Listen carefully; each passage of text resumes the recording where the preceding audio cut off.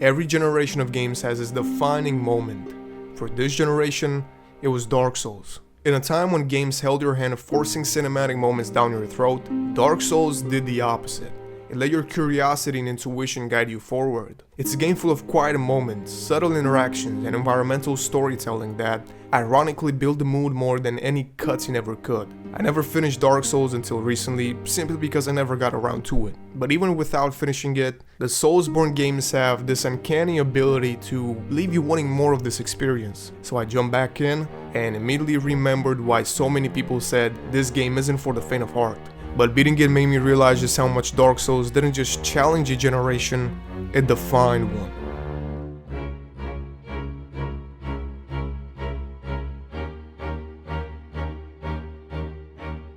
Coming back to the game after a long while came with some issues. Not with the game itself, but with me. And there is only one thing to blame for it: Elden Ring. Now listen, I love this game to death. I've beaten it 4 times, I have over 360 hours in the game. It's quite possibly my favorite game of all time. Obviously they are both FromSoft games, but for me, Dark Souls is different. The pace of the game is much slower than Elden Ring's, so I had to unlearn my previous skills and adapt to a new playstyle. And this is where the issues came from. The enemy attacks are telegraphed differently. A lot of times I would dodge or parry way too quickly because I expected them to swing much faster. Healing actually took a lot more practice than I thought. It's less forgiving, you're stuck in place and the animation might be even longer than in Elden Ring. I found my safest option to be not healing right away after getting hit, instead wait for an opening, dodge the following attack, after which I heal. This changed everything during boss fights, because instead of panic healing and getting hit again, I would play more tactical.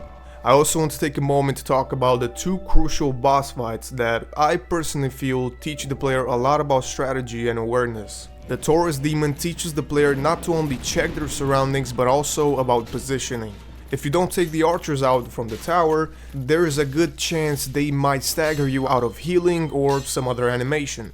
The arena where you fight the boss is small and narrow, so this means the Taurus Demon can actually push you off the cliff if you're not careful. But you can also make him fall off the cliff if he's not careful. And I really liked how they made this boss fight go both ways. The 2 gargoyles teach you to take advantage of rooftops, or I guess one better way to say it's leveling. This way you can avoid the fire breath that would either kill you or knock you to the ground, which will lead you to getting hit again, because yeah. And I would like to say that it teaches the player how to isolate each enemy in a dual boss fight, but it kind of fails more than it succeeds. Like listen, I think everybody knows that these games really don't work out in dual boss fights, which also comes in trouble later on with one of the hardest bosses in the game, Smog and Orstein.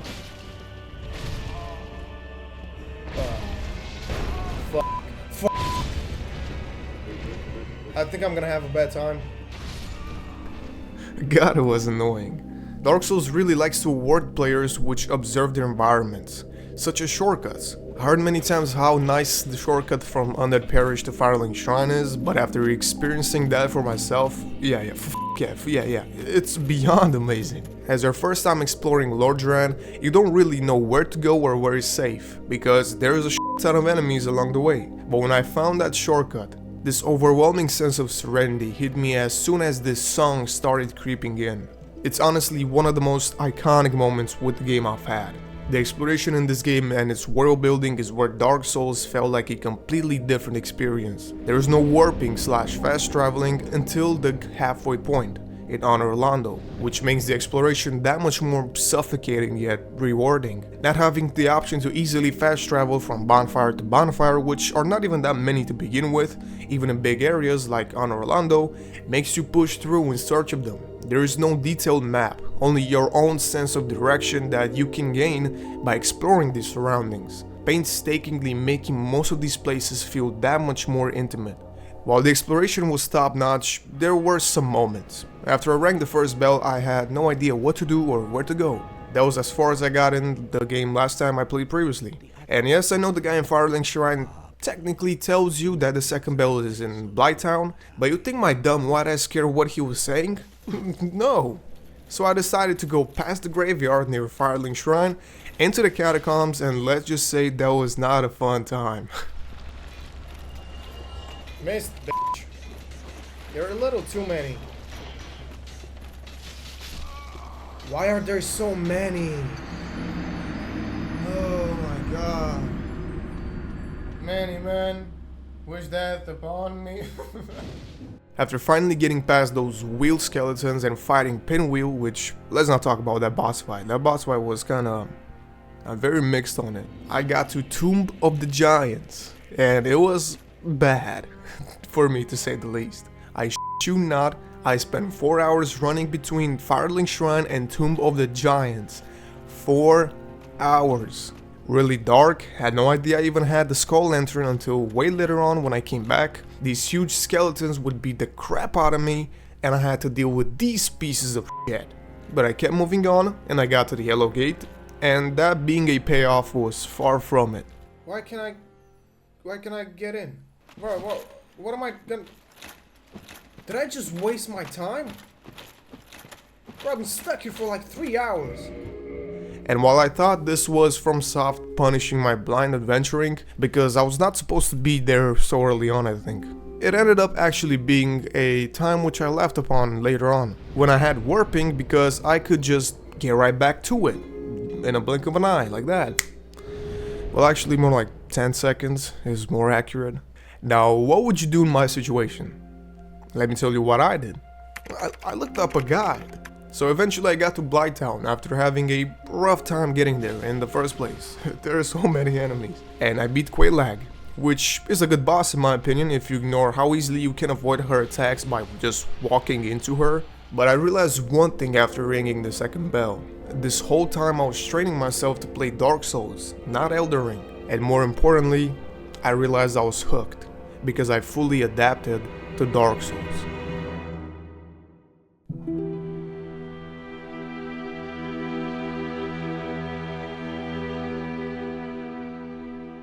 I love how a lot of people or developers like to use this phrase, this is the Dark Souls of blank, or it's like the Dark Souls of, you know what I mean. But what they're really trying to say is that it's hard. This just goes to show the impact of this game. But the difficulty in these games can never really be measured in like some RPG with level scaling. You have all the right tools to make builds that can sometimes break the game. You don't need an easy mode. I was actually pleased to find out how useful heavy armor and shields were in this game early on. Most attacks can be eaten by simply just using a shield. Armor makes a big difference. When I fought the 4 kings, I was pretty concerned. I mean, it's in the name, it's 4 of them. Even though I got way better at this game by that point, where I could even call it easy, the thought of 4 enemies was just simply not my favorite. So I went back to Orlando, got one of the tankiest armor sets in the game, same goes for the shield. Now you can argue that the better way to play these games is to even out the odds, and creating a dance, so to speak. But in Dark Souls, I prefer to look at it as chess. There are barely any combos, so it all falls down to boss turn and player turn. Again, it's not the most liked way I suppose, but god it can be satisfying. But the game tests your build no matter what. Some bosses reward quickness, some reward tankiness. And it's that choice of yours that gives everybody a different experience. The chance of doing things your way, exploring to find armor sets and come up with your build that you enjoy most is, in my opinion, FromSoftware at their peak. There is no linear progression. The game tests your thinking, it doesn't really help you at all. You are on your own. And I mean, hey, do I like being told what to do in video games and have no room for personal choice? Yeah. I like all kinds of games. I like Souls games, I like survival horror games, I like open world cowboy games, RPGs, Mario Kart 2, but it's always a breath of fresh air to play a game like this. The fact that I can kill any boss in no specific order other than the one that I desire is amazing.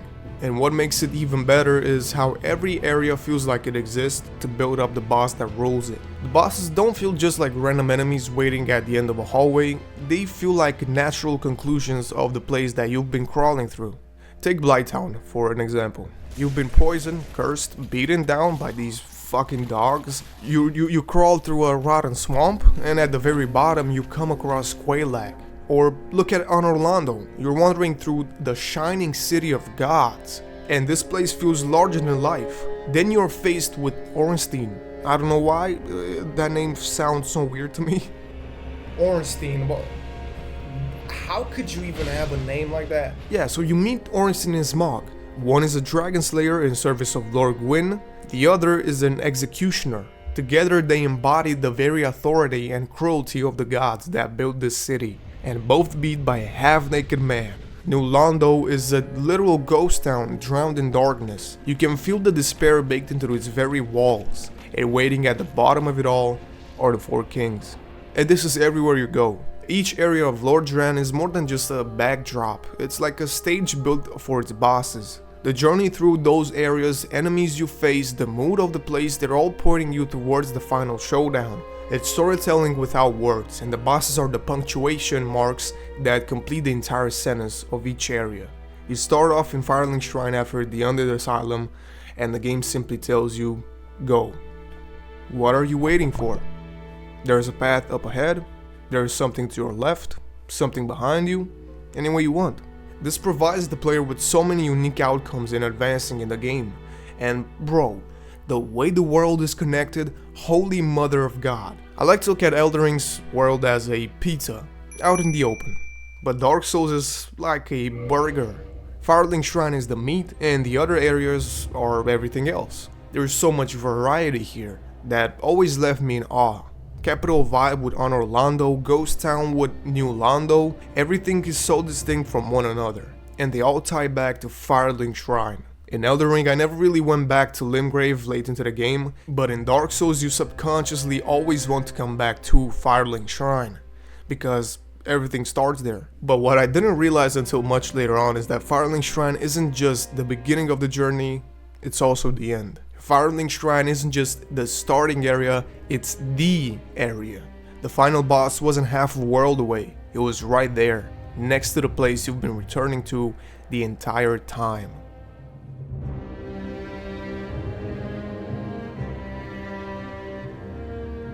What makes this boss so interesting to me is how you are always right next to him. The lore behind him is great and he's really fun to fight. Now you're probably thinking to yourself again, this is the most boring and anticlimactic way of fighting Gwyn. And yes, you are right for thinking that. But for me, holy shit, it was fun. I love parrying in this game so much that I always take that chance no matter what, I don't care, it's my favorite way of playing this game. And any Souls game, this fight felt very important to me, much like the fight against Radagon and Elden Beast, but there's no punchy music, it's quieter. I don't know why I like it so much, but it just feels different. It made me feel sorry for even finishing the game so quickly. It did take me 30 hours, but I beat it in 3 days, which is, I think, not enough time with the game. That feeling is what led me to start a whole new character right after, just to get a tiny bit more of this experience. I know for a fact that I will probably come back to this game soon because I already kinda miss it. That interconnectivity between areas, the comforting music from Firelink Shrine, the amazing reveal of Honor Londo, and in the end coming back to Firelink Shrine where Lordran opened up to me for the first time. All of it is just unforgettable. Now that's not to say this game is perfect, it's deeply flawed, but especially for 2011, it has that evergreen appeal. Hitboxes can be a bit of a joke sometimes, you can easily cheese your way through most bosses, and the boss runbacks are often really f***ing annoying. I went back to beat Elden Ring after finishing Dark Souls and it felt way different, for better or for worse. With Elden Ring it only goes to show how much FromSoftware improved over the last 16 years since Demon Souls, being able to fast travel from the beginning and whenever you can not having to rest at a bonfire constantly is way more friendly. It's obviously a smoother game, and the boss runbacks practically don't exist. And even the only ones are Renala and Malekith, and even those ones are pretty short. Not like the f***ing Ice Diamond Demon, man. Oh my god, that was like 5 minutes. But Dark Souls has this different feeling, one that I don't think I can ever get from Elden Ring. It's a simpler game, and sometimes simpler is what makes it unique. And now I have even more respect for not only Dark Souls, but for FromSoftware and Miyazaki's vision. It's a game that refuses to compromise on its design goals and philosophies just because something else is mainstream. Like that stupid argument people always make even with Elden Ring, this game needs an easy mode. No, it doesn't. It is a game that allowed you to do things your way, in a time when you were mostly taken down a path most people experienced. This is why I think so many YouTubers have made a video on Dark Souls and how it changed their opinion of video games or even helped them get past a difficult period of their life. Because everybody walks away from it with a different experience. I can't help but feel like this game is a rebellion against the mainstream. Pretty much saying, yeah, we know what sells most, but we do it our way. It wasn't made for the widest audience possible. It was made for the right audience. And 11 years later, FromSoftware would find both the right audience and the right one with Elden Ring. With Dark Souls being way more accessible than Demon Souls, it inspired the genre, gave the rise to Souls-like games. Many games have inspired combat systems from Dark Souls' blueprint, without ever being in the same genre. It transformed a smaller studio into one of the biggest and most beloved developers in the world. Even with tough game design, it made players lean in, not turn away. It never really tried to change anything to make it more friendly. It didn't try to make things easy. It didn't try to chase any trends. And that defiance is what defined a generation. If you made it this far into the video, please consider subscribing and leaving a like. It helps the channel a lot more than you think, and it also gives me a green light that you want to see more of these kinds of videos. That's all I had to say. Thank you for watching my video. I was sweet, and I'll see you next time.